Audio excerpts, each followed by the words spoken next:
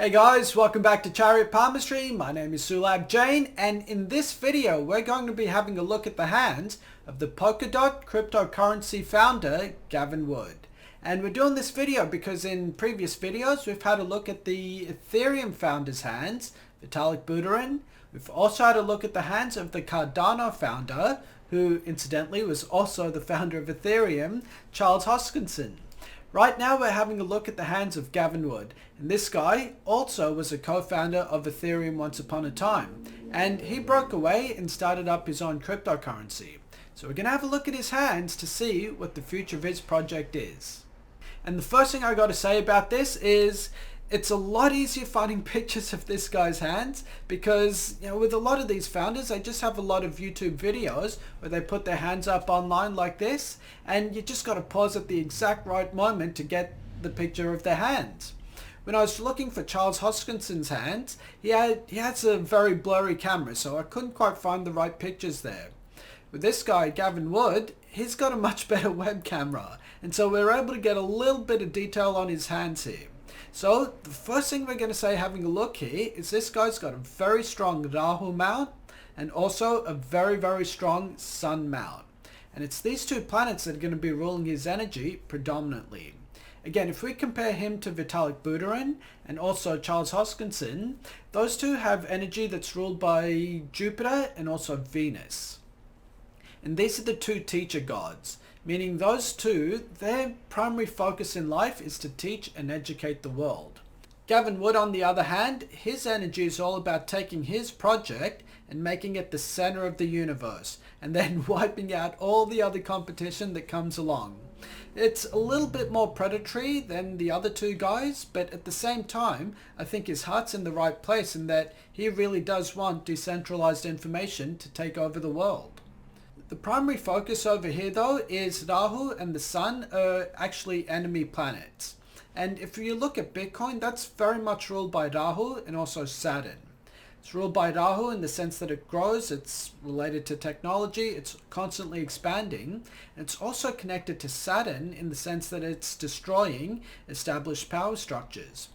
But with the other two Ethereum founders, they're all Jupiter, which is an expansion planet, and also Venus. This guy, as I said, is Rahu and Sun, which both together create like an explosion of energy. And I think in the years ahead, what's going to happen is Polkadot is going to take over the cryptocurrency landscape, blow up to become a huge monster, and then completely implode in on itself. And to make sense of what I mean by that, if we have a look at Gavin's lifeline over here, you see how it breaks at this point. That happens at about the age of 45. Now, right now, at the time of making this video, he's 41 years old. And that break in the lifeline means a complete transformation in his life. So I think Polkadot is going to succeed or hit its peak or close to its peak when this guy gets to the age of 45. So let's say 2025 thereabouts. And it's going to do so through the Sun's energy. Now remember, the Sun rules things like the government. So I think a lot of governments are going to get on board the Polkadot train. That in turn will bring Polkadot to the center of the cryptocurrency world. And as I said, it'll just blow up from there. I don't think it's going to stay at the center of that though, because if you look at the thickness of the lifeline just after that point, it's not quite as strong. Meaning Polkadot's going to have this amazing run in a few years from now. It'll have that run for about 3 years, I believe, and then it'll just collapse in on itself, either taken over by a more efficient rival or something along those lines. Either case, medium to long term, this is actually looking like a really, really good project. So that's how Polkadot's going to do in the long term. Let's have a look at the short term to see if we can find some patterns here. Because the Sun works on a monthly basis, so it's actually very easy to make predictions on the Polkadot price per month. And the first thing I want you to realize is whenever the Sun transits through Aries, Taurus, Gemini, and then into Cancer, Leo, and Virgo, the Sun is in a very strong space there, at least relative to the Northern Hemisphere. And because this guy's got very strong Sun energy, what that means is that the Polkadot price should be going up during the period of April through to the end of September. So I'm actually predicting 6 very, very strong months for the Polkadot price. After that, the sun will go into Libra, and Libra is not a good sign for the sun. It's actually very weak over there. And I think after that point, there's going to be 3 very poor months for the Polkadot price. And that will be like roughly October, November, December. And then it should go sideways with an upward slant over January, February, March.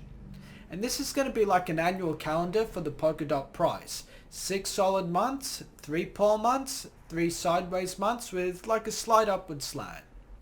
That's going to continue, I believe, for a few more years until Gavin Wood turns 45. Then this thing just takes off like a rocket. And that, guys, is my predictions on the Polkadot price. If you have any questions, put them in the comment section below. Thanks a lot.